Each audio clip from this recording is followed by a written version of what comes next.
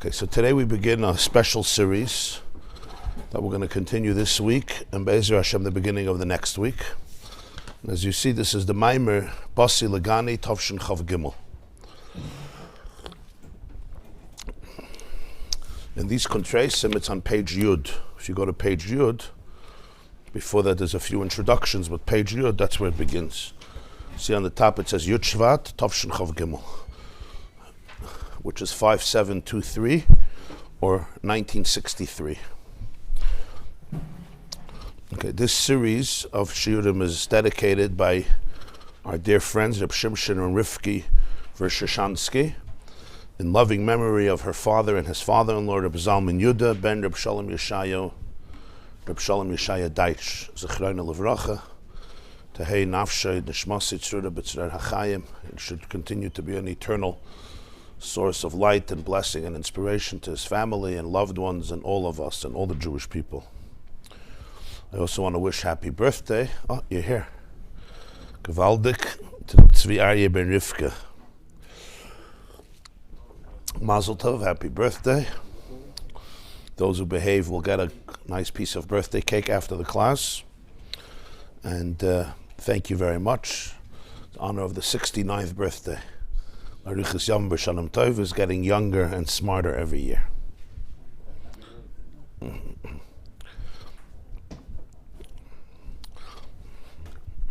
This mimer begins with a pasuk in Hashidim, the Song of Songs, Basi Legani Achaisi Kala. I'm just going to give a few moments of history so you understand the context of it. Rabbi Zaks was very marveling on the words Basi Legani, like what's up is Basi Legani. So I'll just give a little background here. The sixth Lubavitcher Rebbe, the Rebbe Rayatz, Rabbi YY Jacobson, he passed away in 1950. Tovshin Yud Shvat, that's his yahrzeit. In his last years, he was physically very ill. So it was hard for him to say mimerim. The Chabad Rebbe's always said mimerim of Chassidus, like in the tradition of all the way from the Alter Rebbe and the Baal Shem Tov and the Maggid. So instead of saying for every Yom Tov or special days, he would publish a mimer that he said in earlier years, and he wrote, and he would edit it and add some summations.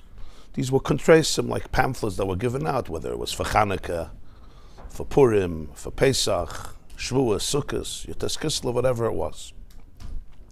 Yud Shvat was the yahrzeit of his grandmother.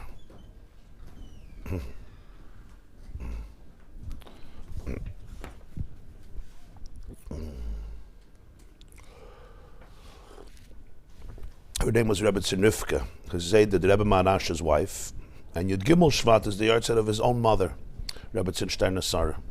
So for the year Tovshin Yud, 1950, he gave out a mimer with 20 chapters. 20 chapters, a very long mimer.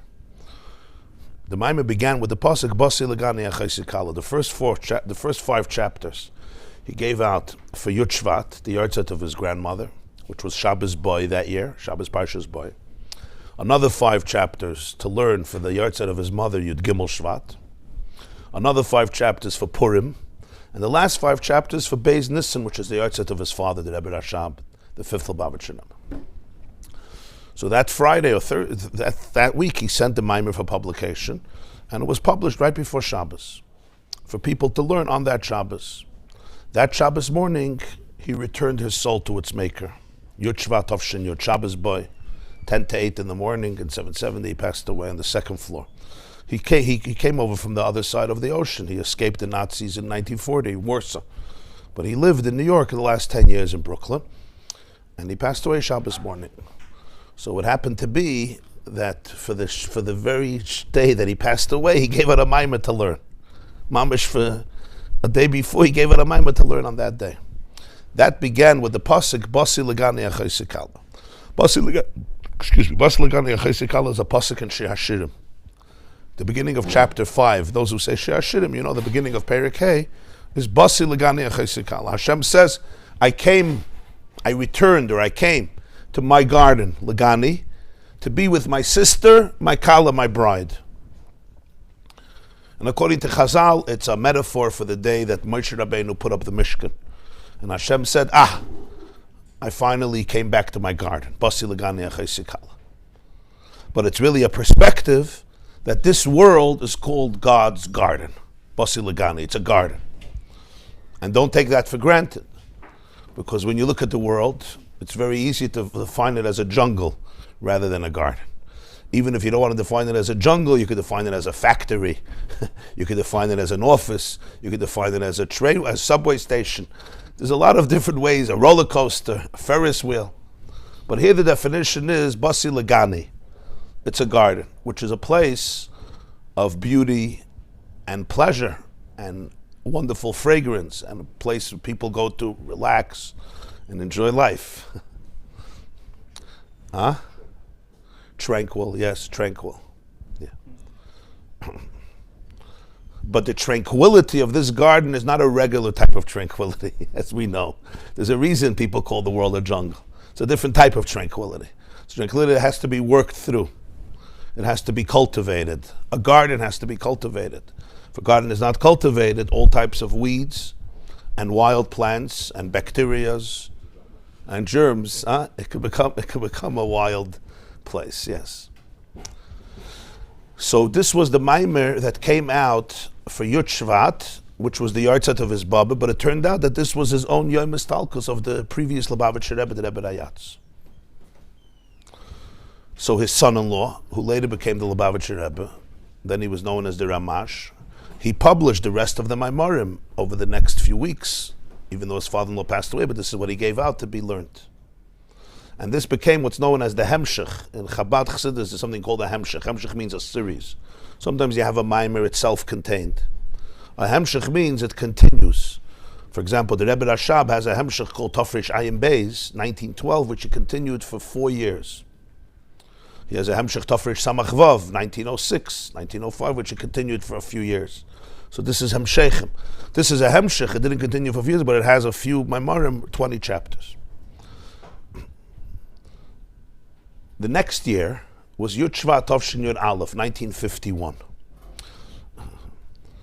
The Rebbe, the Lubavitcher Rebbe, was struggling a whole year because he didn't want to accept the leadership of Lubavitch. And it was very difficult. The Rebbe didn't have sons. He only had 3 daughters. One of them was murdered in Treblinka, Shena. The older one was married to a man named the Rashag Reb Shmayo Gurari, and the middle one, Rebbe Chaim Mushka, was married to the Rebbe. But a year later, at the Farbrengen, Yud Shevat Farbrengen Aleph was the first anniversary of his father-in-law's passing. At the Farbrengen, the Rebbe finally accepted officially the leadership of Chabad. How did it express itself? In saying a mimer. Saying a mimer with the niggin, the melody of a mimer. So which mimer did he say? He started off with a voice choked in tears. They have it on a tape. It was taped.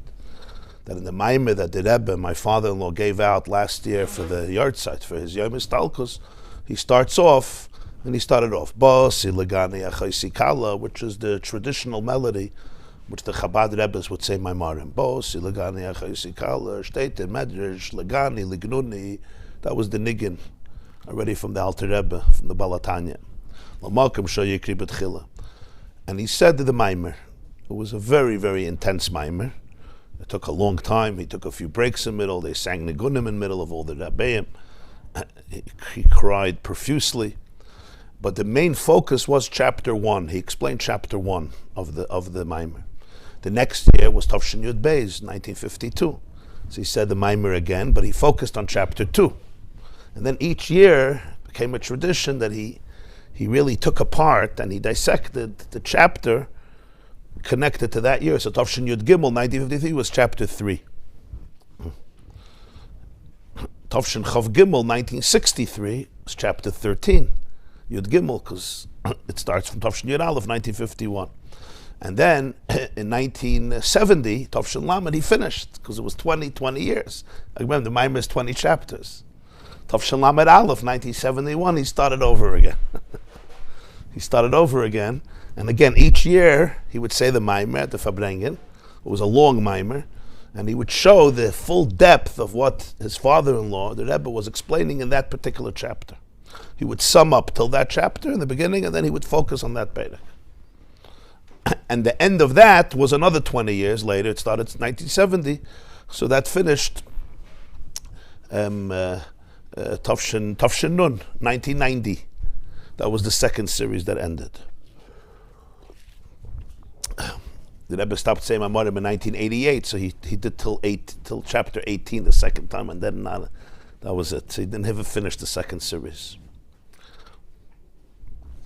So 1991 started the learning it the third time, and that finished 20 years later. So it happens to be that this year is Tafshin Pei Gimel, right? 2023. So it's Perek Yud Gimel, because 1990 started this series. 1991 started a third time, and that ended 2010.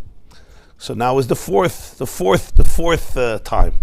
So this year, Tafshin Pei Gimel is chapter Yud Gimel. So they published the mimer that Rebbe said, Tafshin Chav Gimel, which is 1963, and Tafshin Mem Gimel, which is 1983, because those were the two times that he focused on chapter 13 of the mimer.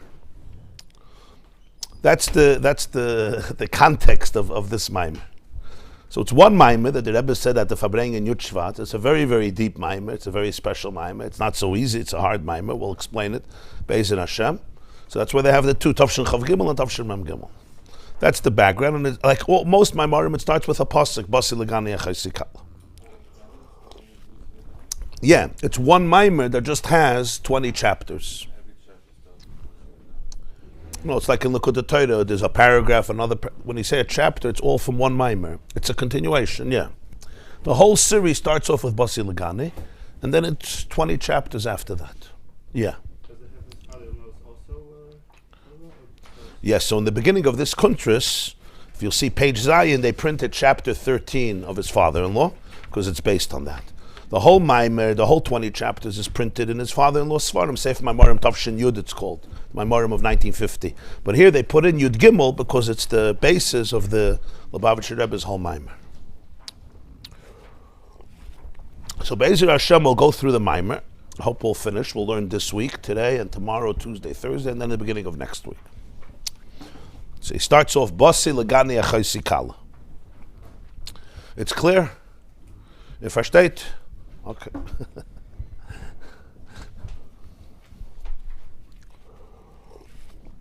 There's a famous expression in Gemara, in Medrash, Ba'med Sayim Hai Pasach Hai.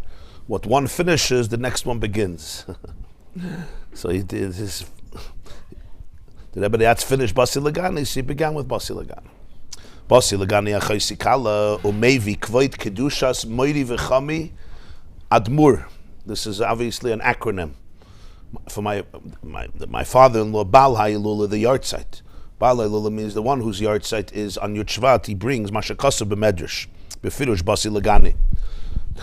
There's a Medrash known as Medrash Rabbi Hashidim, and on this pasuk Basi Legani, the Medrash says, what does it mean I came to my garden? Why are you calling it my garden? This is Legani Lignuni. Gnuni was a pavilion that they would build for a chassan and a kala. The Gemara says in Sukkah and other places that brides and grooms, they would get married and they would hang out in a special hut, a special tent, a special pavilion that was built for them, where they were there for 7 days or maybe even longer, and that's where all the friends would come and the neighbors would come, and they would have meals and sheva brachas, and they would celebrate with them. This was called gnuni. So the Medrash says Legani here means Legani Lignuni, to my place of tranquility. It was like a very exciting place where the groom and the bride were. L'makam shahaya ikri b'tchila, to the place Hashem says where my essence was always there in the beginning, the place where I was there. The ikr shchina b'tachtoinam haisa. This is what the Medrash says, because the primary residence of the Shekhinah, of the divine presence, where was it? It was b'tachtoinim. It was in this physical lower world. So I came back to the place where I used to, so to speak, hang out. I used to be here. I came back. It's not a new entrance. It's the Gani, it's mine. This is my place. So what happened? But the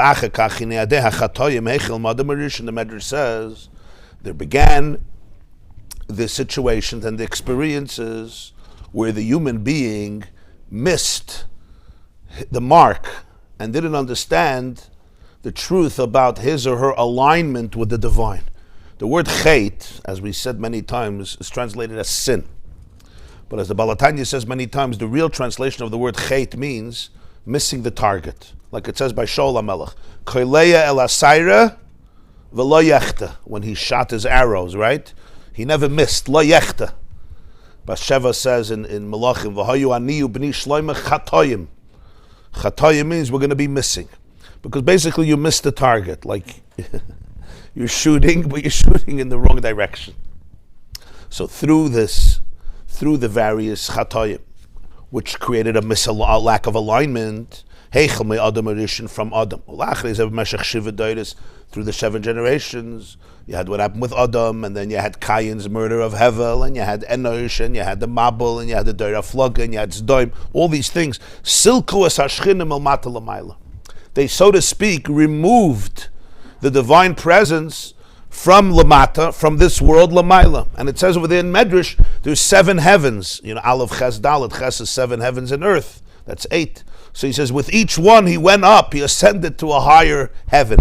Metaphorically speaking, the Shekhinah became more and more removed from the consciousness of reality, of our reality. Something could be removed 1 level and then removed 2 levels and 3 levels, and then it's just beyond. That's what it means. When you say removed, doesn't mean physically removed, but it means in consciousness and experience. It was not anymore just like a person can have something inside of them, but it's removed from you. You're disassociated from it. You're disconnected. Then the Medrash continues. There came 7 generations, and they started to bring down the Shekhinah. It's a very interesting Medrash. There were 7 sins that expelled the Shekhinah, and then there were 7 generations that brought down the Shekhinah. Avram Avinu was the first. He brought it down from heaven number 7 to heaven number 6. And then you had Yitzchak, and then you had Yaakov, and you had Levi, you had Kahos, you had Amram. So Avram, Yitzchak, Yaakov, Levi, Kahos, Amram, and then Moshe. Moshe was the 7th. So he says, Avram began the process of healing the world. What does it mean, healing the world? Redeeming the world. That's the Basi Legani, coming back down. What does it mean literally coming back down? It means creating a reality, inviting people to realize that they don't have to live a fragmented life, a depressing life, a life that's divorced from oneness. Ad Moshe. Shehu Hashvi. Moshe is number 7. V'chol Hashvi in Chavivin. As the Medrash says, all number 7s in Judaism are cherished. They have a special love. There's a special chavivus. Like Shabbos is number 7, and Shemitah is number 7, and Yovel comes after 7 times 7. Sfiras Haimer is 7 times 7. There's a special Shabbos, there's a special love for 7. That was Moshe. He brought down the Shekhinah from heaven number 1, finally to the earth. Not in heaven anymore. Or not only in heaven, I should say. Earth. In other words, making it tangible, making it real. That's why it was Moshe who gives the mitzvah, make a mikdash, build a Mishkan, a sanctuary, and I will dwell, Hashem says, among them. What's v'shachanti b'soicham? I want to dwell among you. I want to be inside you. I want to be with you. And this reality is created through the avodah, through the work of the Jewish people. Like the Mefarshim say, the Alshich says, others say, it says b'soicham, not b'soichai. It should have said, I will dwell in it, not I will dwell in them. There weren't 20 houses, there was 1 house. So the Mefarshim say, but v'shachanti b'soicham. It's not a house I want to dwell in, a physical building alone. I want to dwell inside of you, in your soul, in your heart, in your psyche, in your consciousness.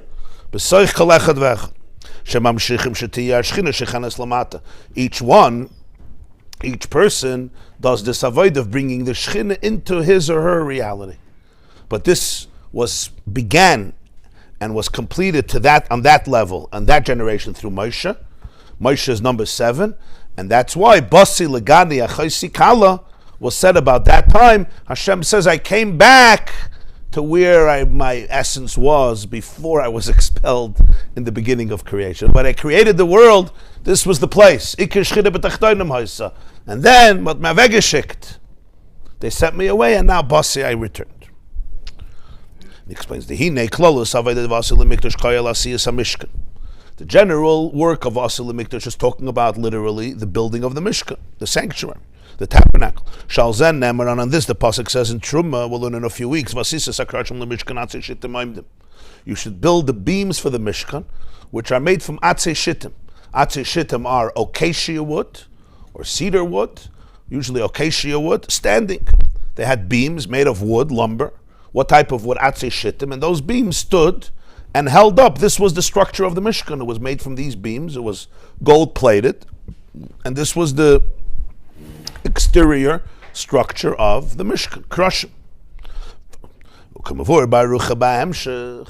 And my father-in-law explains at length in the Hemshech. Hemshech, again, is this series of Maimarim. She'ikir avoid he lasis mishtus shittim de lu'umaza shtus da'olam she'yesh shtus de kedusha. The word is atzei shittim. Shittim literally means atzei shittim acacia wood, but the word shittim comes from the word shtus. Shtus means insanity, like a ruach shtus. So he says because the avoida is to take the shtus, the lu'umaza, the insanity of life, and transform that into a Mishkan. You don't build a Mishkan from heavenly material. That's not where you build it from. You build the Mishkan from the Atzei Shittim, from the Shtuz de Lu'umaza. You build it from the stuff of this world. That's the Chiddush of the Mishkan. Shittim and Shtuz the same. Yeah, Shita. The word Shita is like Miloshin Hataya, Netiya. There's following the middle path, and then when you gravitate to one side or another side, it's called, like in Parshas Nosei, kisista ishta with soita, kisista, right? Astray. You go astray. Yeah, that's the diktuk of it. That's what the Gemara says in soita. Amar Ishlakish, ein adam over avedel ken nichnas by ruach shtus kisista. Right. The Gemara says in Maseches Ksuvos that you gedenkt by Yehuda vayet ad isha adulami ushmai chira vayet. Yeah. He went astray. He went away. Yeah. The Gemara says over there about Reb Shmuel Bar Yitzchak used to dance by Chassidic. He would juggle Hadassim, Merakad Atlas. So the Bzeda told him, "You're embarrassing all of us." Kam michsif lon sava, because covered Torah, he would dance by his levaya. There was ifsik amuda denura. There was a pillar of fire that separated the coffin, the aron, the mitzvah from everybody else. So the Bzeda said, "Ahani le shtusei l'sava." It was the shtus. It was his insanity that helped him. The shtus. There's three lashonos over there: shtus, shutise, shitase. But one of them is shtusei, the shtus. So that's shtus in a positive sense. He was dancing at a wedding. He was uninhibited. So he said, "Sapasnisht." You have to be calculated. But the Levi, he said, "Ahani le shtusei l'sava." That's an example of transforming shtus. So he says, you don't build a Mishkan from heavenly things. That's not where you build it from. You build it from the same energy that's creating the shtus de l'u'umaza. That's the energy from which you build the Mishkan. And this is a very fundamental idea, as we'll see. That's why you can only do it on earth. Because in heaven you don't have shtus. You need insanity. For this you need insanity. Kosher insanity. The same mishagas, call it mishagas, that's fueling the lu'umaza, the unholiness from that Mishkan atzei shittim. That's what creates the Mishkan. V'zeu gam inyan hakroshim, keresh oisius sheker. And that becomes kroshim. The word kroshim is keresh, is kuf reishin. When you reconfigure it, it's the same letters like sheker, which is a lie. Here again, the beams, the krushim of the Mishkan, you're making from the sheker, from the falsehood of the world. From that you build up a structure which becomes the dwelling place for Hashem. It's not you're ignoring the lie, you're running away from the lie, you're disregarding the lie. There's an inyan in that too. But the real depth of Basi Legani Achaisi Kala is you take, that's how you fix those first seven things, because you take that very energy and you reveal that essentially the sheker really wants to be a keresh, it wants to be a beam, which is also the word kesher, by the way, connection. It's really looking for a connection. Sheker, kesher, keresh, it's all the same words. So when you realize it's really looking for a connection, you could take the lie and turn it into a pillar. In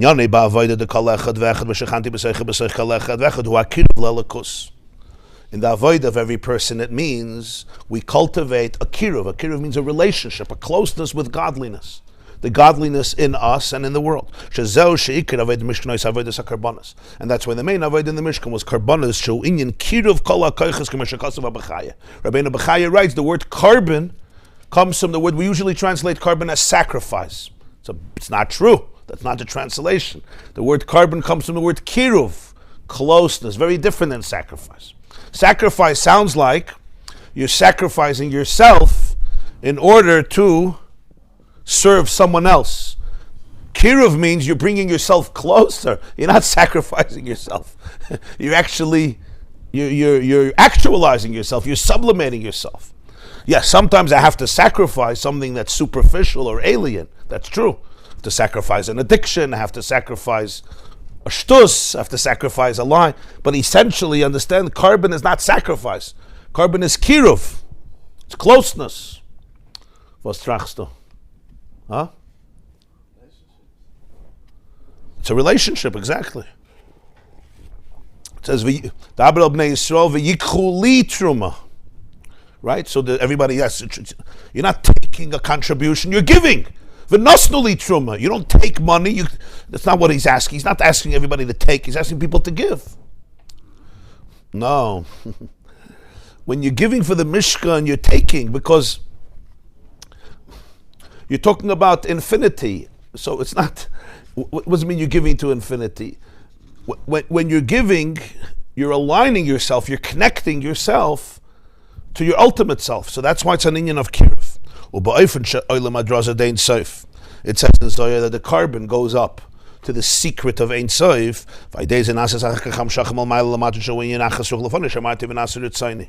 And this creates reciprocity from above, a flow from above. The relationship is in both directions. As Chazal say, by a carbon it says, Reyach nichayach, there's a pleasure for me that I said and my will was done. And that experience of the nachas ruach, that's the flow from above. My father-in-law, the Baal HaYilula, explains further in the Hemshech, in order to transform the lie of the world and the insanity of the world, that this should become a mikdash, a mishkan, that Hashem dwells where? In the shtus, in the sheker. How do you do that?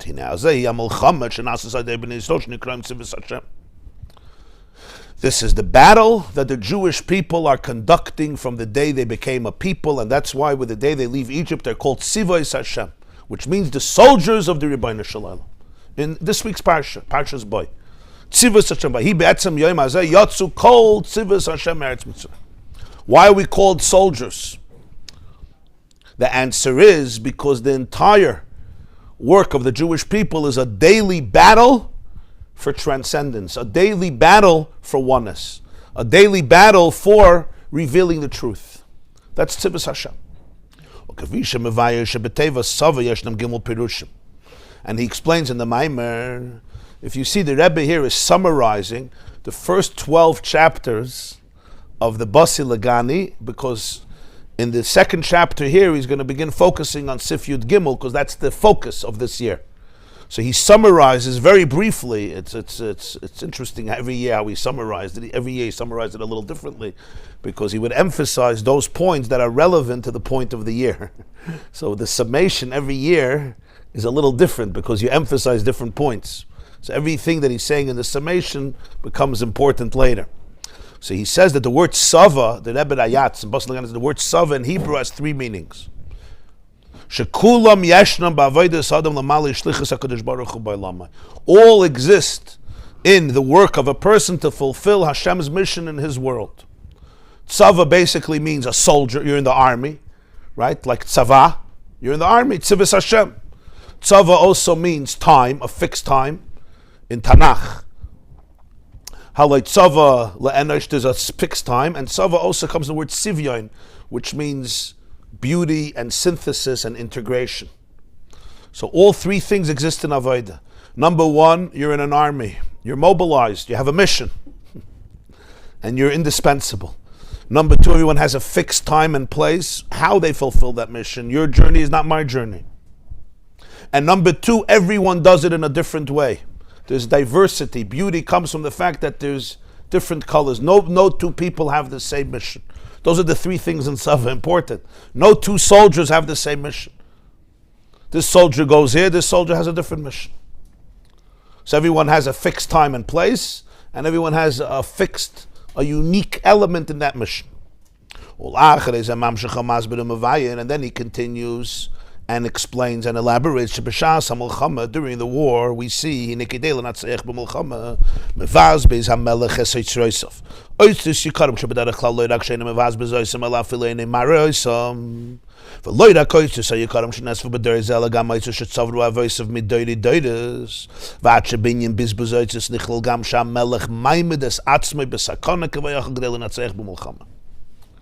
see in the physical world that what a leader does to win a war transcends all calculations of peacetime. You have it, unfortunately, in shtus, right? You could look at Russia, at Vladimir Putin. You could study Napoleon, who decided to invade Russia. And you could study others. To win a war, they do anything. So he gives a very interesting mashal. During the time of war, the king squanders, mevazbez, all of his treasures. And not just money, but treasures that usually he would not only not squander, he wouldn't even show them. Kings had, like in Petersburg, you have the Hermitage. They would have these museums, these galleries, these treasure safes, where they had treasures of generations, right? Like in England, they have what's called the crown jewels. Some of them are 1,000 to 1,100 years old. They're not insured. You know why? Because they're priceless. What are you going to charge for insurance? They're literally priceless. You're not going to charge. They're not insured. So these are oitzeres that kings would have that it wouldn't even show them. Not just from his generation. Things that his fathers and fathers' fathers gathered from generations. And yet, when it comes to war, he's ready to splurge it all. That's how deep Nitzachon is. That's how deep Midas and Nitzachon, Midah victory. And then he adds, and sometimes the king is ready to put himself in danger, which is more than everything else. He's ready to put himself on the line. Why?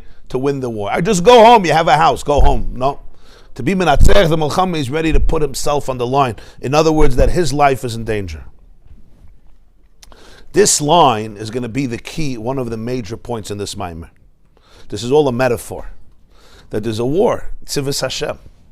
And for this victory, Hashem gives an oitzer, a treasure that usually is not seen by anybody. But not only that, he's ready to put himself on the line. In other words, not just to endanger all the treasures, but to endanger his very self, his very essence. So to speak, the king is ready to die, is ready to give his life so that he should win the war. Because he knows to win the war, he has to put himself out on line and become so vulnerable to the point that he could lose everything. Because if he's dead, there's nobody to win a war. Right? He's gone, he's finished. The enemy wins. That's how vulnerable he becomes. And we're going to see here what this means. That it's a fascinating, it's a very daring idea of this mimer. The level of vulnerability kivayachal that Hashem engages in, to the point where his very existence becomes in danger. But that's the only way you could really win and transform the world. We're going to see what that theme is. He's going to explain. I'm just saying this is an It's too early to ask what he's putting on the line. He's putting on the line everything. Everything. That's the point. That there comes a point you hold nothing back. There's points you hold back, which means you're still calculated. And then there's a point, here's my heart, here you have everything.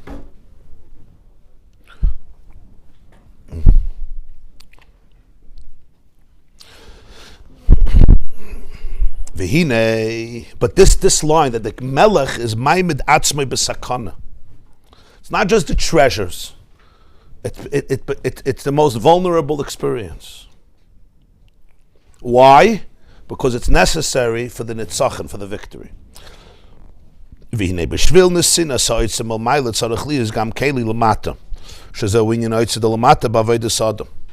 In order to receive it, this treasure, you need to be a keli. You have to be able to open yourself up. Every gift in the world, you have to be able to open yourself up to it. You need to be a keli.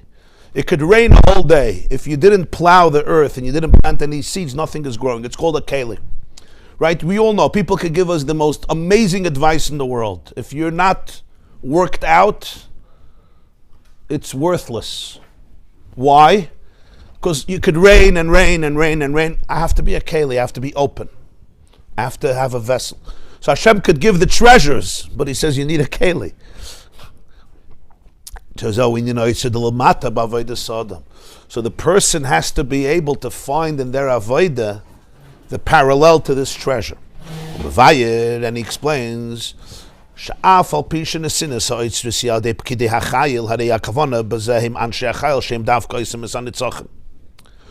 does the king give the treasures to? He gives it to the commanders, the pkidei hachayil, the generals, the big guys. But who is it for? It's for the foot soldiers. In other words, the generals, it's not for them. It's not for them to put in their house. It's to give it to the people, boots on the ground, that are out there. And this is very important idea. Because ultimately, it's not like there's a hierarchy. The generals, they have access to the secrets. Right? No. The Melech may give it through them. But for whom? For the people that are out in the trenches, because they're the ones doing the work. They shouldn't think that they're giving it because of themselves. That's the worst mistake, when people of stature, of talent, you think, I'm so good, the king shared with me the treasure. He didn't share with you. You're a conduit. If you're a conduit, good. If not, leave. I was once sitting, I had a meal once with a very, very wealthy Jew, extremely wealthy Jew. He's also a very big Baal Tzedakah. So I asked him how he works with tzedakah, who he decides to give to, he decides not to give to. So he told me that in the beginning, he would start thinking, this one, yeah, this one not, this one, yeah, this one not. And then he realized that, he said, imagine, he says, I have a Gabbai Tzedakah, somebody who works for me. Yeah.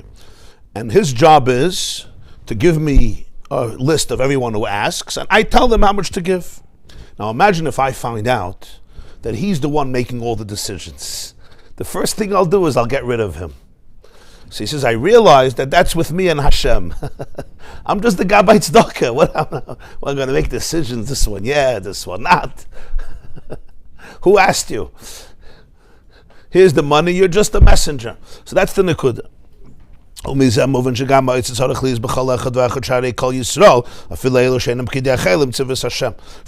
we understand that the treasure needs to be in every person. Every person has to find it, because everyone is Teves Hashem, not just the generals. It's not there's some Jews who are in and some Jews who are out. That's not the case. So if every Jew is a Teves Hashem, it means the treasure is given to each one of them. So each one has to be able to find it. So he starts explaining in the Maamar Basi Legani, the Rebbe Rayatz.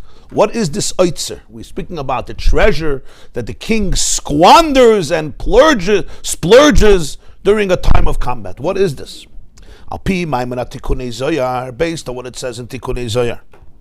Tikkunei Zohar is a section of Zohar that focuses on the explanation of the word Bereshis. 70 interpretations of the word Bereshis. Because the word Bereshis could be written in many different ways. So there's a section of Zohar called Tikkunei Zohar. So over there's an expression in Tikkunei Zohar, Tikkun Nun Zayin, Ein Sof l'mayla adin ketz or l'mata adin tachlis. The light of the Ein Sof The light of infinity, or the light which is infinite, extends upwards infinitely and downwards to no end. The mimer Shabbos that we learned, Ve'era, from the Alter Rebbe in Torah, it has this expression, and he explains it over there at length.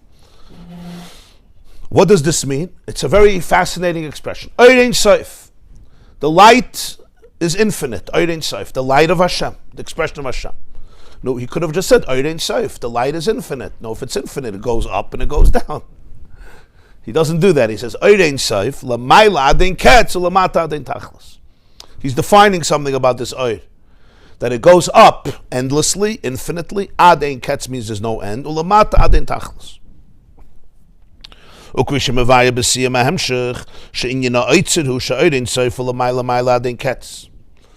ultimate treasure is this Ein Sof, this light of Ein Sof, which is L'mayla Aden Ketz. It's infinite. That's the ultimate Oitzer. And that's what he's giving to the soldiers. But the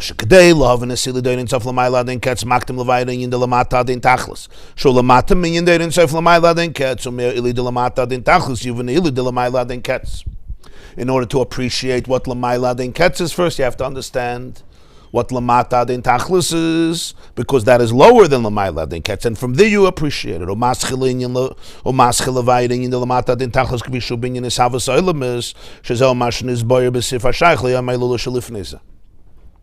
And he begins explaining what's the idea of Ein Sof Lamata Adin Tachlis, the way it's expressed in the creation of the worlds, which is basically the theme of the previous chapter, which was Perik Yud Beis of the Rebbe Rayatz's Maamar Basi Legani. What's the point over there? When it says in Zohar, Ein Sof L'mayla Adin Ketz Lamata Adin Tachlis, what is this? What are we talking about? Why does the Zohar say this? What's the point? What's the relevance? How does this help anybody? The word Oir is light. The word Oir is light. What's the definition of light? Definition of light, this was the main theme of last year's mimer. Those who remember, we learned Basi Legani Tavshin Chav Beis. It was all about what Oir is, what light is. Especially today we know what light, we don't know what light is, but we know a little more about what light is. The definition of light is the transmission of energy from one object towards another. Everything emits Oir, everything emits light. Light is basically the way one object or a person or anything that exists, it emits light, and that's how it, so to speak, is communicated to somebody else. I see your light. You see my light. Everything gives out light. And of course, based on the electromagnetic fields of that light, or based on the frequency of the light, the speed of the light, and the various properties of the light, that's what I could see, what I can't see. But everything in the world emits Oir, emits light. Pashut physically we're talking about. What does this represent spiritually? Oir is the way that one thing is experienced and seen by another. You have who you are, and you have the way you're seen, the way you're transported into another world. The way I see you, the way I perceive you. That's what the concept of Oir is. So Oir is the ability for a relationship, for connection. Without Oir, if there was no concept of light, you are who you are, self-contained. Oir allows there to be a connection. You see me, I see you. I see reality, I see a world, I see objects around me. That's the concept of Oir. Oir Ein Sof, therefore, what does it mean? It means the way the Ein Sof, the way Hashem, Kivayachal, could be perceived, could be experienced in reality. That's the concept of Oir. If there was no concept of Oir, so the core would be the core, but it would be untouchable. I would have no entrance into your life. Oir is the fact that there's a system of PR, there's a system of tiksharet, of communication. Oir is the ultimate communication, the first and ultimate communication. Because things emit light, so therefore that light can reach my eyes, and the retina of my eyes has sensors that picks up the light, my brain interprets it, and then I say, this is what I'm seeing. There's certain things I can't see. Not because it doesn't have light, because it's levels of light that I'm not a keli for. My senses don't pick them up. My brain doesn't pick it up. So it doesn't. There's certain colors we don't see. Birds could see certain colors we don't see. There's sounds we don't hear. There's certain, because in order for me to be able to see it, I have to have kelim for it. But the nekuda of Eir is the way something is expressed, manifested, communicated. That's Eir. So the Zohar says a statement that the Eir of Ein Sof, which is Hashem, is l'mayla adin ketz. It goes endlessly upwards and it goes endlessly downwards. The focus of this chapter is, what does it mean lamata adin tachlis? What does it mean by lamata adin tachlis? So on one level, in the previous chapter, he explained lamata adin tachlis is that since the Eir is from Hashem, the Eir is infinite. Because the Eir reflects its source. Eir me'ein hamayir. So the source is infinite, the light is infinite. And creation happens through this light. This was the main idea. And because of that, there's an infinite worlds that are created from that Eir, lamata adin tachlis. That's called inyan ha'ishavos, expressing the fact that you're dealing with an infinite, the light is infinite. But now he continues, and that was at length the teichen of last year's. We learned Basi Legani Tovshin Chav Beis. It's online if anybody wants to review it. It's an incredible deep mimer, the whole system of creation through Eir, what Eir is and how Eir creates, etc. But now he takes it a step further. And he says, Ubesi'if Yud Gimel, which is Echad. Yud Gimel is the numerology of Echad, 1, and that's not stam a statement, because we'll see this is going to be the point. Sif Yud Gimel, which is Echad, Mamshech Levar Inyan Noisef B'Lamata Adin Tachlis, Loidak B'Negel Inyan Ishavos, Ela B'Negel Ispashtus V'Gilu Yer Ein Sof. He explains that Lamata Adin Tachlis doesn't only mean that he creates in an infinite way, but it's also talking about the Hispashtus and the Gili of the Ein Sof. That the expression and the revelation of the infinite light goes down below to no end. What does it mean it goes down below to no end? This is the key.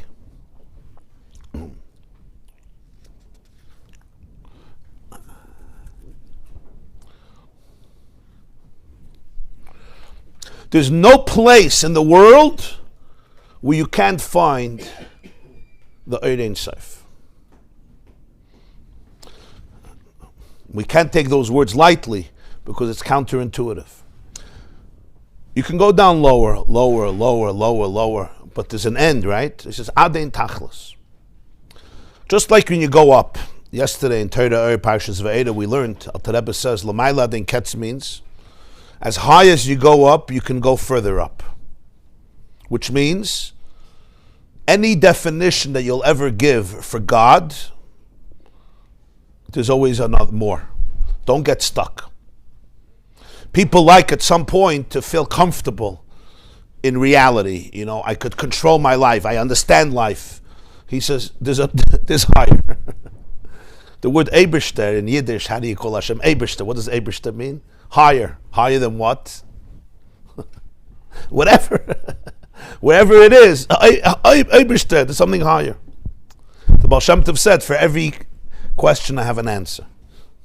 But for every answer, I have a question.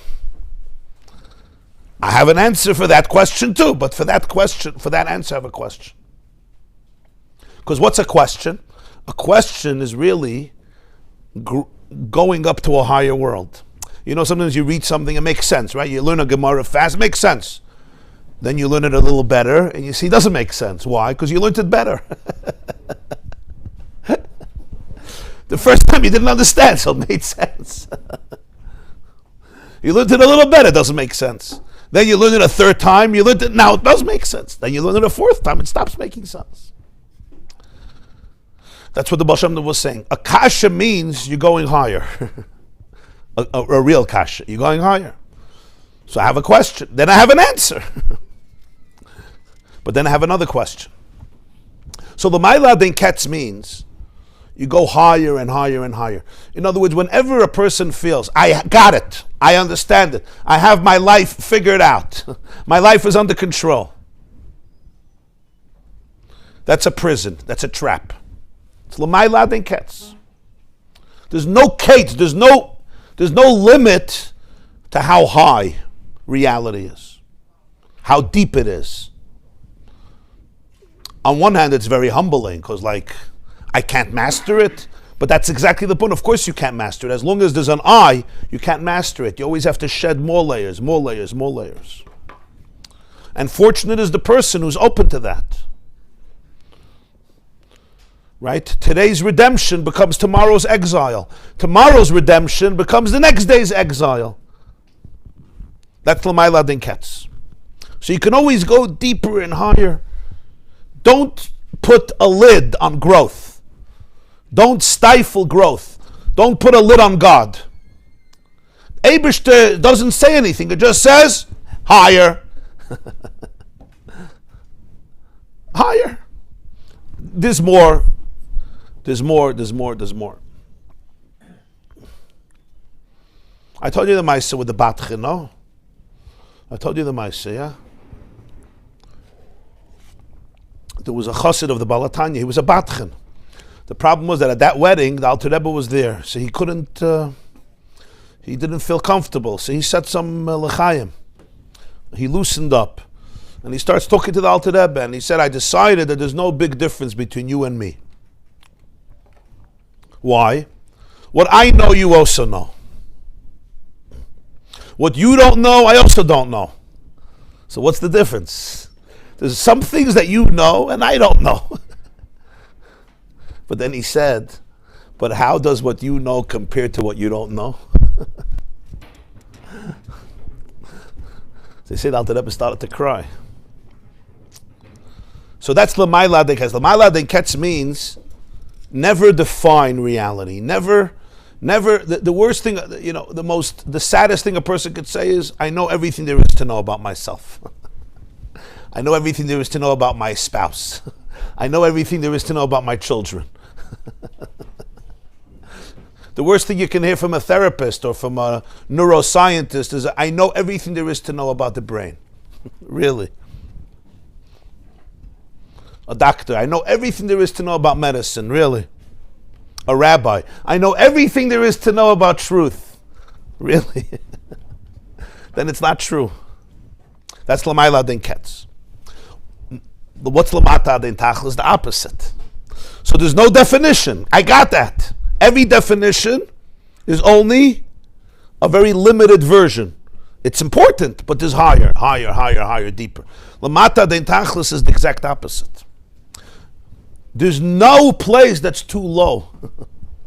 In other words, there's no definition that is not true. There's no definition that doesn't capture him. Like Rabbi Lubavitcher Rebbe's niggin. Rabbi Lubavitcher Rebbe has a dudala, yeah? It says, Aye emtsa'aka ribono shaloylam, va'aye loy emtsa'aka ribono shaloylam, avu v'lechdi gefinnen, ribono shaloylam, un avu v'lechdi nisht gefinnen, ribono shaloylam. Where will I find you? Where can I find you? And then he says, but where won't I find you? Where can I find you? I say, here, I found you, this is it. But where can I not find you? L'mata den tachlis means there's no place that's too low that you can't find him. The Ein Sof extends infinitely up, but also infinitely down. So every definition, every experience of life is also Ein Sof. It's not limited by that, but it's not excluded from that either.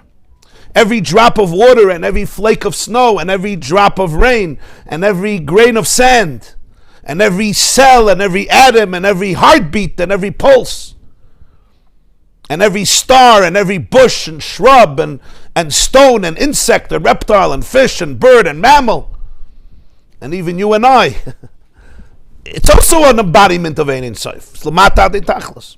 There's no definition that's excluded. Right, the Kotzker Rebbe once asked his students, right, who is God? Where is God? And the answer he wanted to hear was, wherever you let him in. So that's in terms of what I experience. But here we're saying, Ein Sof lamata adin tachlis. There's no mata. You say, but I'm too low. This is too low. He says, no. The Ein Sof goes endlessly below, just like it goes endlessly above.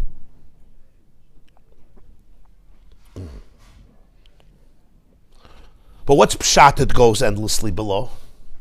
So you could think he creates things that are very mundane and physical. That's true. But he says here the word is hispashtus v'gilui Ein Sof. The divine infinity goes down lamata adin tachlis. Not that he creates things. The Ein Sof is lamata adin tachlis. Which means, now this needs a lot of explanation, but I'm just saying what it means. It means as follows. Whatever you're looking at in the world, even that which you're calling the lowest of the lowest of the lowest, you could say it another few times, but I don't want to keep you here forever, so I won't say it more. But the lowest of the lowest of the lowest, what you're really seeing is, what are you seeing? Ein Sof. And that's the source of all healing. And that's the source of the whole tikkun. And that's why the last lines of the mimer is going to say, that's why lo yidach mimenu nidach. They put it here in parentheses. They didn't get it, that was the whole nekuda. Whoever edited it, you put it in parentheses. It's really the whole point. What's pshat lo yidach mimenu nidach? Nothing is going to get lost. Why is nothing going to get lost? Nothing is going to get lost because it can't get lost, because it's not lost. Because it's Ein Sof. It just doesn't know who it is. It's a distortion of who you are. That's the chiddush. Ein Sof lamata adin tachlis means the lowest place you'll go, if you know how to look at it, what you're seeing is Ein Sof. So it's not like you're sick, but we're going to heal you. No. What you defined as your lowest of the low is essentially Ein Sof. You have to have the right glasses. That's the nekuda. You have to have the right perspective. And therefore nothing and nobody is going to get lost, because you're not lost. You're connected right now.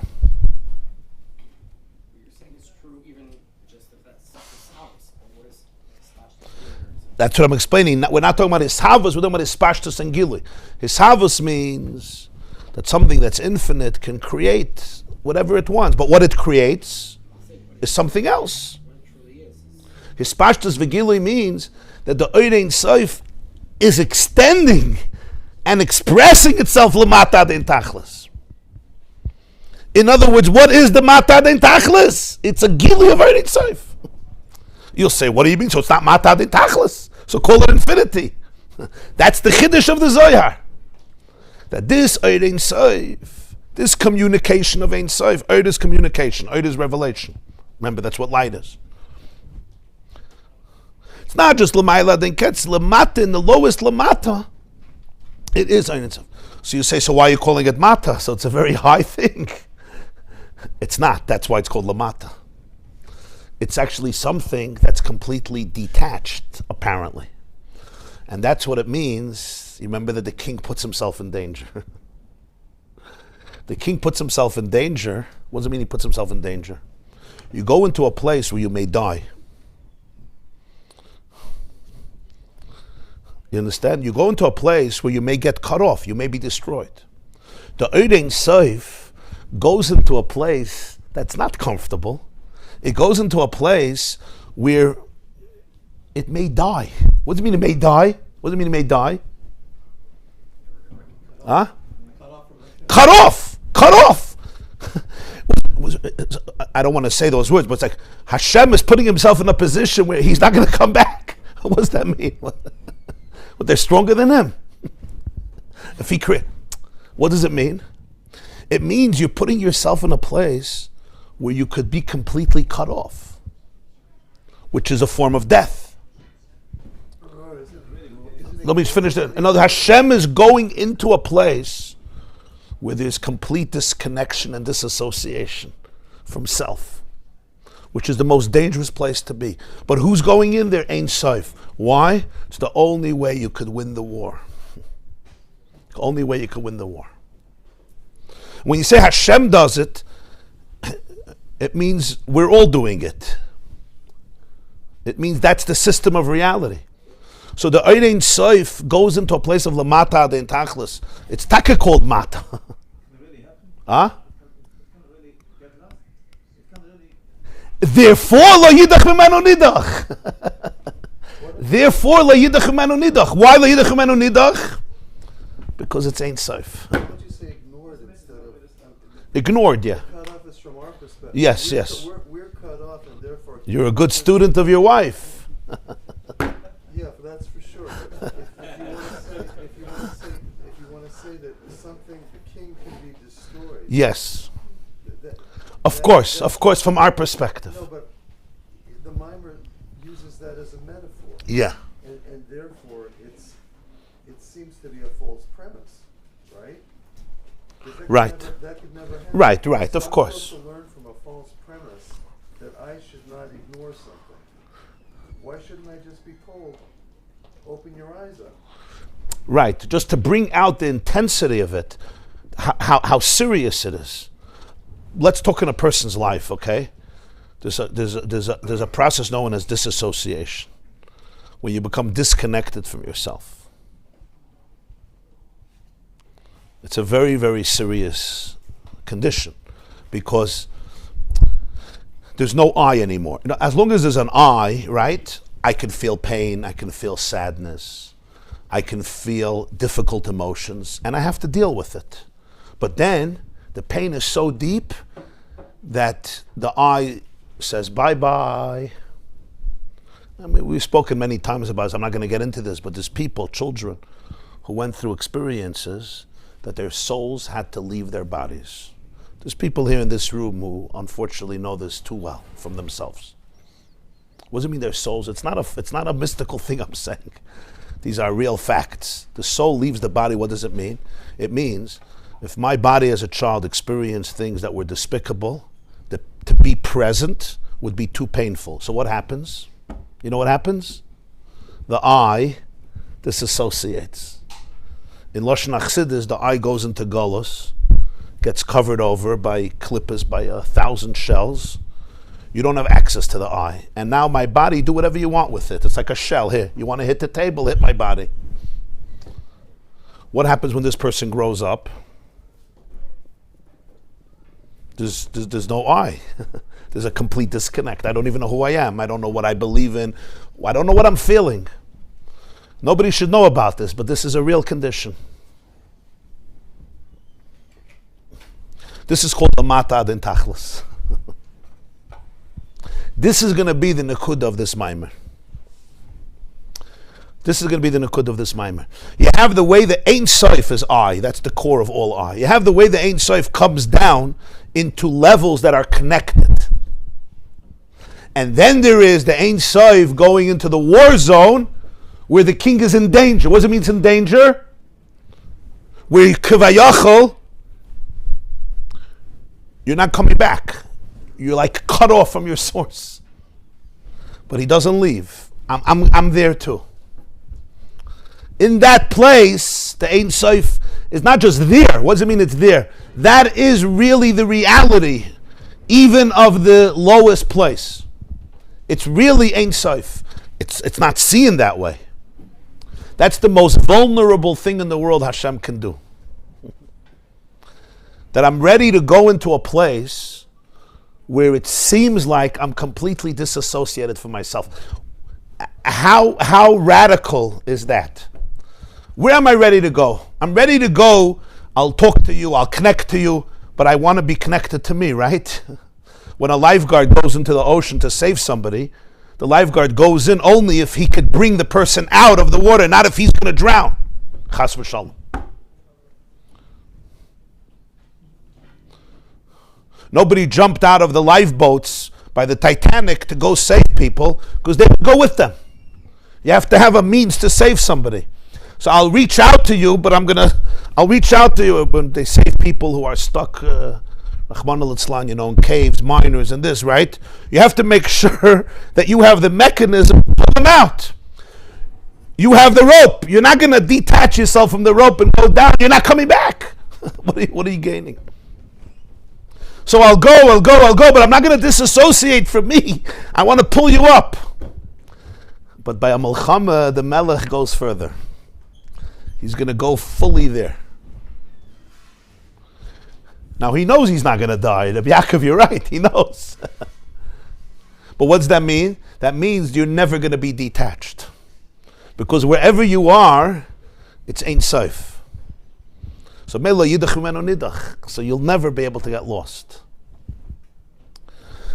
And for that, the Ein Sof has to go into a place that's l'chayre, the opposite of everything it is.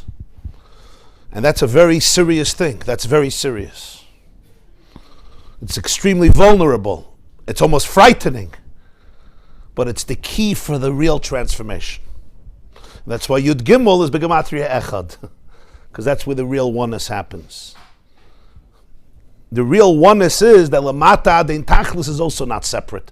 Oneness doesn't mean that in a beautiful place we're one. It means that in the lowest place there's still Echad. The Olam is Teves a little what I'm saying, or it sounds too... Huh? Is that Teves? You understand what I'm saying? It's all going to be the Isis of Chassidus, but I'm giving it to you... I'm giving to you the Nekuda. Even when it's perverted, so to say. Yes. It's a case where you look at it and you say that's the exact opposite. Exactly. Even where they change it into a different religion is what you're saying. The pervertedness, yes, it was perverted. It was detached, perverted. Perverted is Twisted it. Lamata Din Tachlis. Perverted is ze me'ukam, ze me'uvat, ze legamni me'uvat, distorted. How do you say distorted? Misulaf, mezuyaf mitoichoi. It's mezuyaf. Huh? Yeah. It's mezuyaf. Good question. You see people get lost and not coming back. You see people that the pain of life is too deep and they're... Huh? Yeah. And there's a nekuda in them that's going to come back. It may not express itself always in our lifetime that we see physically. But La Yidach Menu Nidach says on every nitzutz in the world. There's not a nitzutz that's going to be lost, ever. Huh? Sof kol sof. Even the Arizal says, and you have in the whole Sugi in Sanhedrin, Perek Chelek, Elu, that this one doesn't have a Chelek in Olam Haba, and this one doesn't have a Chelek in Gemara and Rosh Hashanah. There's a whole Sugi, Daf Yud Zayin, Yud Ches, right? Gehenim Kala, Vehemeinim Kalin, right? There's a Sugi over there that a certain Rishayim, yeah? The Gehenim is going to finish. They're not going to finish. In other words, they're going to outlive the Gehenim. Like you say, the fire is going to go out. You'll still be there. So the Arizal says, but think about what it says. The Gehenna will finish, but they're not going to finish. They'll still be there. It sounds like a curse, you understand? Even when the fire is finished, you're not finished yet.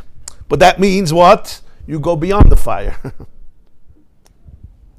So the Nekud of La'yidach Menu Nidach means that in the real tikkun, there's no bad parts.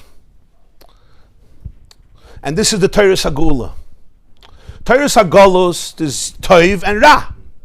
And it's true. There's good and evil.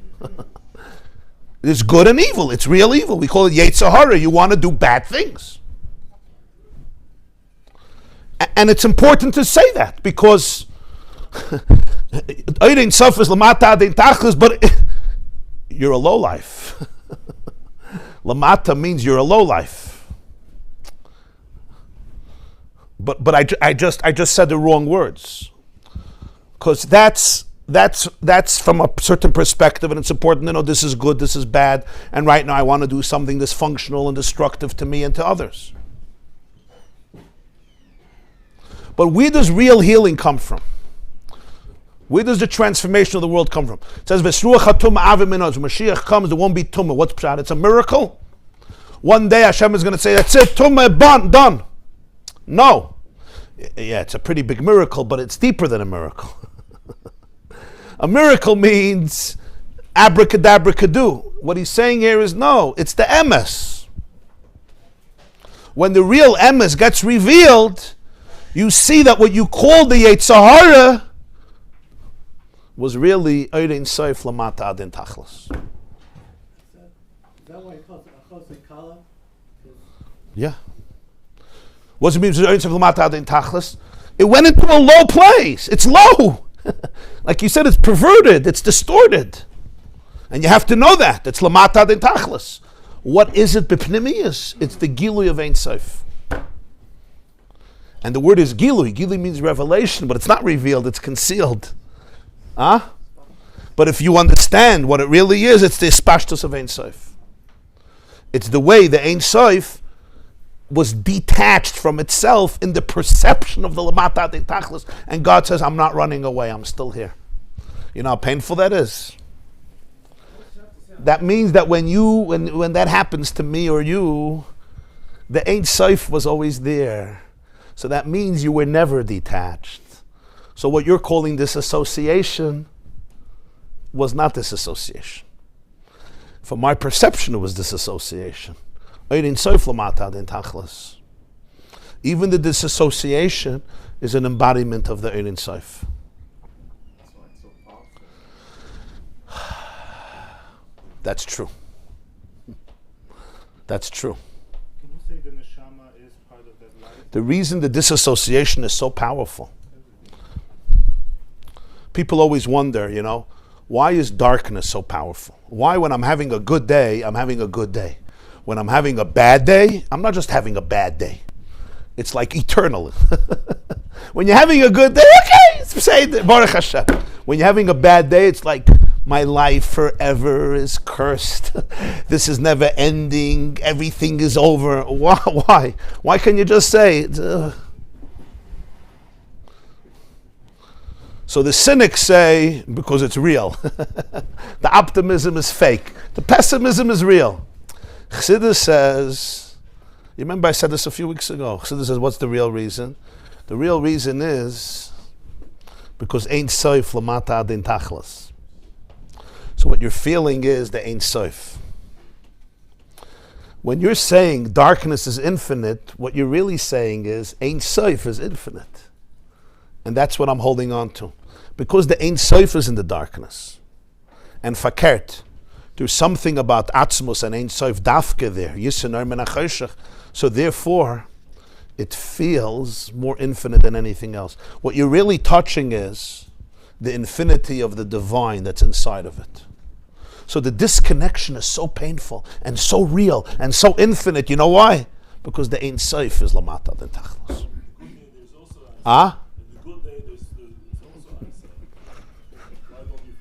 Good question. You're saying the Ein Sof is also in the good day. On a real good day, you talk about you're calling it a good day.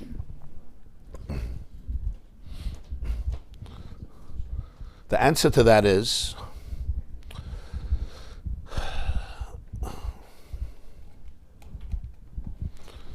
that in Gilui is much more limited than Helam.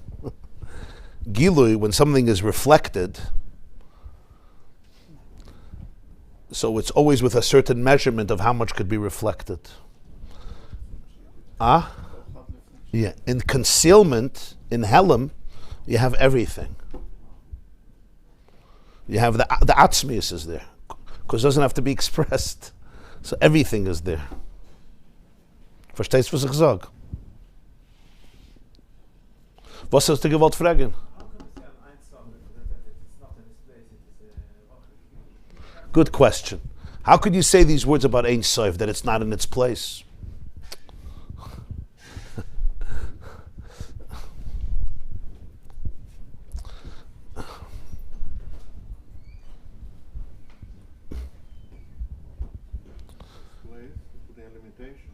Because that's the word of the Zohar. Ein Sof lamata adin tachlis means what makes it mata. Avada, it's not really not in its place, because that becomes its place. But what it means it's not in its place is that when you look at it externally, what you're seeing is disconnect. As he's going to say in the mimer, this is basically the definition of the world's Bria, Yitzir Asiya. You see disconnect. When you say the king puts himself in danger, what do you mean he puts himself in danger? Yeah. He's really in danger. This is vulnerable stuff. It's not a game. Hashem wasn't playing Monopoly when he created the world. He put everything on the line. People don't realize how vulnerable God is with creation. They think it's a game. Let's play Monopoly. Boom, boom, boom, boom, boom. Oh, okay, a planet, Big Bang, shine. No, let them make themselves crazy now. That's the whole revolution of Matan Torah. What was Matan Torah? Matan Torah was Hashem says, this is a very serious thing for me. I'm in this relationship in Gansen. I'm vulnerable. It's going to be a normal world. And if not, the Teichicha, what does the Teichicha say? Somebody once said, can God relax a little bit? What's this whole thing? What the Teichicha is basically saying is, realize that our relationship is as real as it gets. And if that relationship is destroyed, the whole world gate meshuga.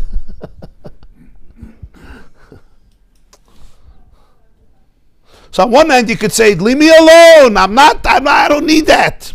You could say that. You could. It's like a husband who tells a wife, could we make this relationship not so serious? Sunday we'll be together, Monday we won't be married, Tuesday I'll come back, Shabbos we'll be married. But do me a favor, you're all laughing. Why are you laughing? A lot of men do this, right? But the women don't like this. Why? Or the men would like to do it if their wives would give permission. What's missing here? What's missing here is, even when you're in the relationship, you're not in the relationship. A relationship that's for a week or for a month or for a year, even when you do it, it's not that. It's mezuyaf mitoicha. There's a Mishnah in Parah, Naharis HaMachazivin. Rivers that lie. What's that? Rivers that lie. So the Mishnah says, once in 7 years, they dry up. They lie. Naharis HaMachazivin. Kazav comes from the word dry, but also from a lie. Kazav, Shekav v'Chazav. Naharis HaMachazivin, yeah? Why are they lying? Because after 7 years, the wells dry up. So even when they're here, they're not here. If a relationship, imagine you tell your child, I'm going to keep you in the house for a few years. We'll see if I like you. If I like you, I'll keep you further. If not, I'll find you a nice place. I'll adopt you and you'll have a normal life. Yeah? Why? Why not? There's something off, right? What's off? The beauty of a parent and a child is you're mine for now, forever, for eternity. Unconditional. There's a halacha in Rambam, Lo yisa adam isha v'daite legarsha. Right, a person shouldn't get married with the das of getting divorced. So there's two halachas. Once it's pashtutifuli, you're not allowed to fool her. But there's another halacha, even if you say. Why? Because it's hepech of a relationship. So my point here is, the relationship is a very vulnerable relationship. Hashem is saying, I'm not leaving. I'm not leaving when you're in the circle. I'm not leaving in the pirud, in the biyah, in the separateness. Not just I'm not leaving. That is me. The mata den tachlis, b'chipnimius, it's Ein Sof. That's called putting your life on the line. Because you could be hijacked. You could be kidnapped. You could be abducted, and you know what? That's what happens. The whole koyach hatumah, the whole koyach haklip is this. You took the king into captivity, melech asa b'rahatim. But only that way can you heal the world. You can't heal the world without having empathy. What's the difference in having empathy? Going into the place. You can't sit on the roof and say, "Come here, loser. I'll heal you." You got to go inside. The mice with Reb Nachman with the chicken. Next to Baisa, under the table. Huh? You remember that story? Yeah, The turkey, the chicken. Yeah. You answer my question. When you say it's Mizuyev and a Sia, that causes a Mizuyev and sort of say that. Yeah. It's not like you don't have a perverted Yitzira. Right. Right? But it's somehow there's a Yeah. cause and effect. Yeah. Yeah. Reb Avram, you're so quiet.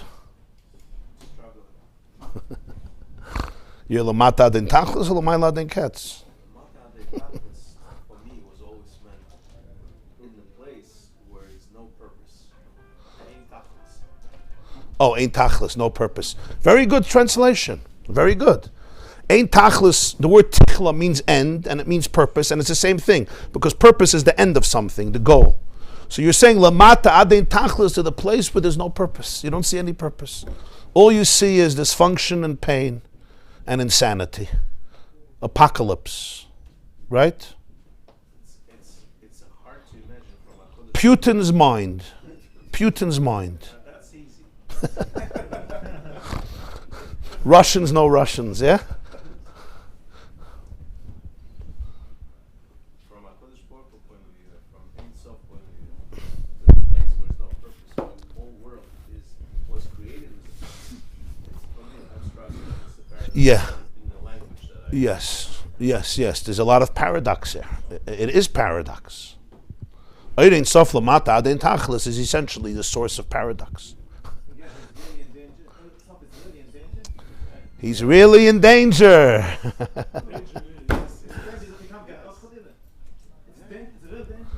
Listen, you're using your intellect too much. Listen to your heart.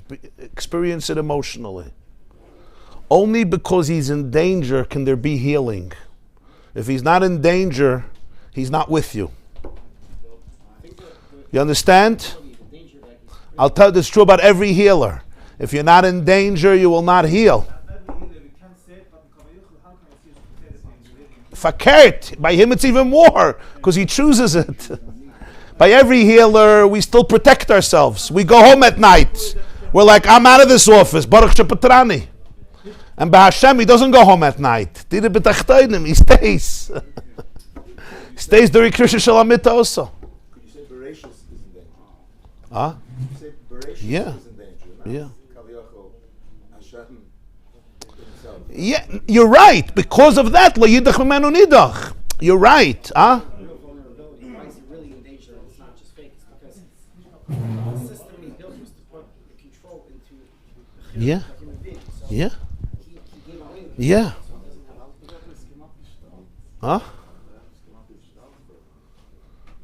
When you say a person has choice, it means there's danger. There's a word from the Magid. It says that Hashem does all the mitzvahs, right? All the mitzvahs. The Medrash says, "Mashahu mitzav lachedim lasasu oisa." Magid dvarov liyakov chukov mishpat tov. He does all the mitzvahs. So the Magid says, I understand how he does the mitzvah of Avos Hashem, V'avos Hashem Elokecha. He loves the Jewish people. When you love Jews, you love God. So Hashem loves God by loving us. Fine. I understand the Gemara says Hashem puts on tefillin. But he says, how does Hashem do the mitzvah of yirah, fear? What is he afraid of? I understand, I'm afraid. But how does Hashem fulfill the mitzvah of yirah? So the Magid said, the Magid of Mizrich, so Chassidic brings it. Because the Gemara says, Hakal b'dei shamayim chutz me'yirah shamayim. Everything is in the hands of heaven besides fear of heaven. So Hashem Kavayachal is afraid what your next move is going to be. That's the Yiras Hashem. He's like, V'hinei Hashem nitzav alav, like it says in Tanya, Maloi chalaretz kvoidei, Mabet alavochin klais v'leivim oivdei karoi, in Tanya Perek Mamalef. They made now the niggin, yeah, V'hinei Hashem. So what does that mean? He's standing there and he's looking. So what it's like a Google put in a satellite. Essentially, it's like, what's going to be your next move in anticipation? because of the deep depth of the relationship. So there's an element of Yirik Vayachal. Hashem knows what's going to happen in the future. Okay. So on that is the word from the Baal Shem Tov. You know the word of the Baal Shem Tov? Oh. How does it work together? If God knows the future, and He's right? It's not like his system is off, so He knows. So then you don't have choice, because you already knew yesterday what I'm going to do today. So the Baal Shem Tov says, this is the classic Baal Shem Tov, and I'm not going to explain it. I'm just going to tell you what he says. You'll go to quantum mechanics to maybe explain it or see that you can't explain it. The Baal Shem Tov says like this: you're right, but there's something deeper than God's knowledge, and that's God's love. His love is deeper than His knowledge. And His love, He wants a relationship. And for there to be a relationship, you have to have free choice. So even though mitzad His knowledge, you don't have free choice, but mitzad His love, you have free choice. Because His love trumps His knowledge.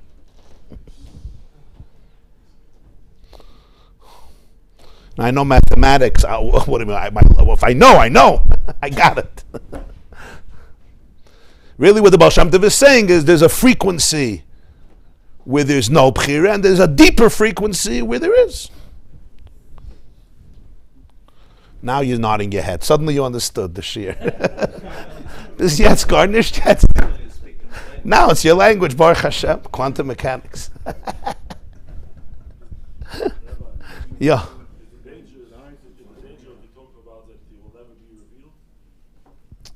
Yeah, it's a danger of really kidnapping. It's being kidnapped, so to speak.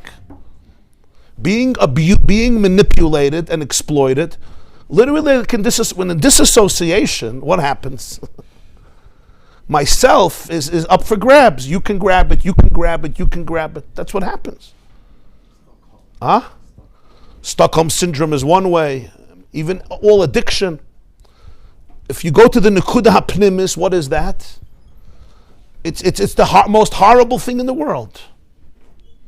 Where does this come in Shirish? Listen to this. Where does disassociation come from? Everything has a Nekuda in Kedusha. It can't be in this world if it doesn't exist in the higher worlds.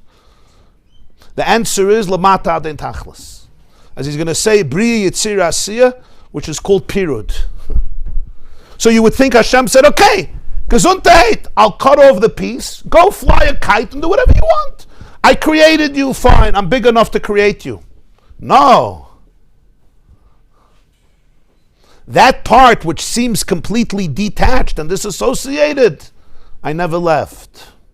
Ein Sof lamata den tachlis. Not just I never left, that's also me. I'm there. I'm it. It's not like I cut you off, fine. God says, you know what, I'm fine. I can deal with competition. I'm bigger and stronger. The competition is me too. The pirud, that's the mata den tachlis. That's the Ein Sof. So what does that mean in a person? In a person, it's the same nekuda. It means that who went into the disassociation? It means there's no disassociation. That's what it means. Neshama is the light. The light is there. And it's the infinite light. And that's why the darkness seems so infinite. The darkness seems so infinite. Because what you're touching is something that's really infinite. We're mistaking it for the darkness. Really, it's the pnimius of the darkness. The black hole, we don't see the light. The black hole, you don't see light, not because there's no light, because there's too much light. There's too much light. I want to learn another 5 minutes, mamish 5 minutes. I know it's very late, because I just want to finish this point. So mamish 5 minutes, we're going to learn inside, but it should be pretty clear now. We're in the middle of Siv Beis here, the third line in Siv Beis, where he starts explaining Lamata den Tachlis. V'zel Shoyne, he's quoting now the mimer. Masha Omer Lamata den Tachlis koi ala gilui v'yispashtus b'pchinas ein soy v'ein shiru bli gvul mamish ad Lamata mata. We're talking about gilui and ispashtus, revelation and expansiveness, extension, till shear. In other words, there's no point where say it's too low. Here I don't go.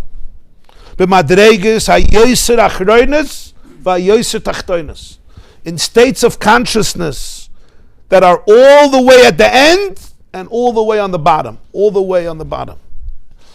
In the abyss. In other words, I'm not talking about a flowery place. We're talking about madreges hayoser achronis ve'eser tachtonis. V'zel ein sof lamata den tachlis she's pashtus sayed b'bchinas ein sof bli gvul klal. The oir doesn't know limits. It doesn't only express itself in places that look like light. It expresses itself in places that seem like the opposite. And they are the opposite. I'm saying they are. It's bli gvul klal. Ad madrega hayoser mata mata ad kan l'shoyna. This is the language of the Maamar Basi Legani of the Rebbe Rayatz. V'hainu explains the Rebbe, she'ein hakavon erak sheyesh ribu yishtalshlos adin tachlis v'lechein nikra Ein Sof. He's not saying that Hashem creates worlds and worlds and worlds that don't end. So he's called Ein Sof because from him all this comes. Ela afilu k'fi shenimtza lamata adin tachlis sham gufu b'ofen shel Ein Sof. That's the line.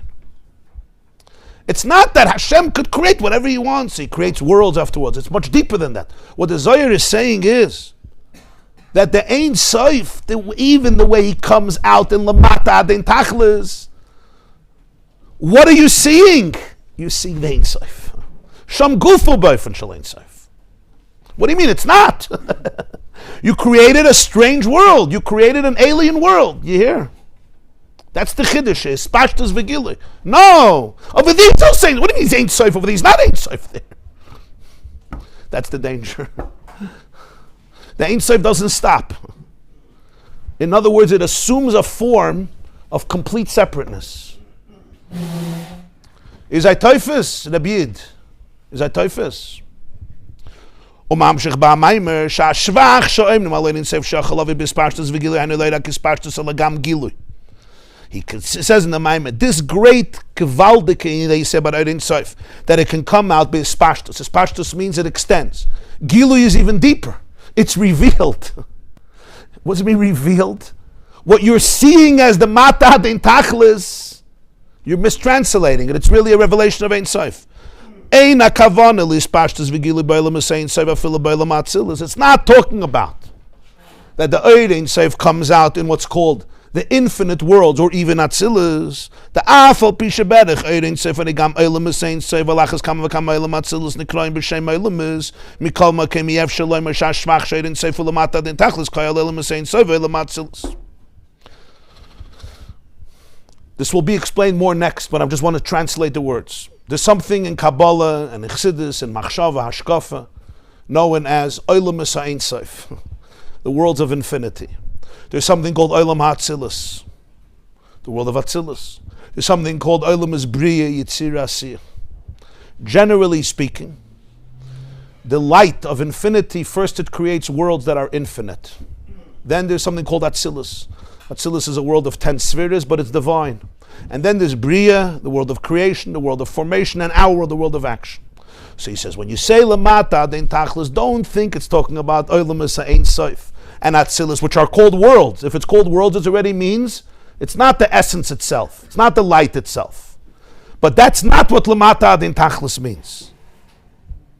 The Olam Ein Sof shelifnei atzimtzum v'Olam Atzilus Hashem made Ein Sof begilui hareim kelim lo Ein Sof, because the worlds of Ein Sof before tzimtzum, and even the world of Atzilus, where Ein Sof is revealed, they're kelim for Ein Sof. They're vessels. The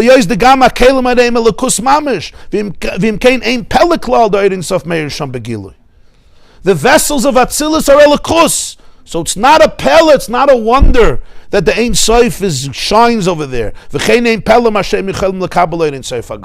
it's not a wonder that they can receive it. It's not a wonder that the Ein Sof can extend itself in these worlds of infinity and even in Atzilus. It's not even a wonder that it could be revealed, that they can receive it. The Spashtus is not a Pella, and the Gilui is not a Pella. Spashtus means that the light can extend there, and Gilui is that they can experience it, because that's what they are. Mashenken Bailam is Bri Yitzir Asiya Kedel Kamon Siv Gimel. The Chiddush of Lamata Den Tachlis is the world of Bria, the world Yitzir, the world of Asiya. Here begins what we call Pirut, fragmentation, separateness, disconnection, disassociation. This is the source of reality that's not me. That's where you don't go. You're not supposed to go there. And that's why there could be this reality by a person too. Nasadim b'tzalmenu kid musenu. Disconnection. That's the chiddush of Ein Sof lamata adin tachlis. And that's going to be now the whole hemshech explaining what does this mean. There's the way you define reality as Olam as Ein Sof. There's the way you define reality as Atzilus. The way you define reality as Bri Yitzir Asiya. That's where Lamata Adin Tachlis is a Chiddush. That's what he discusses now. The next piece we're going to learn Bais Hashem tomorrow morning at 8. What's Olam as Ein Sof? What's that reality? What's Atzilus? And then what's Bri Yitzir Asiya, which is the Chiddush of Lamata Adin Tachlis. In each person's life, you have these three things. You have reality the way it's in the perspective of Olam as Ein Sof, the worlds of infinity, reality from Atzilus's perspective, and reality from Bri Yitzir Asiya. We'll continue Be'ezer Hashem Bli Neder tomorrow morning, 8 o'clock. Everybody is invited. Have a beautiful day and a wonderful day.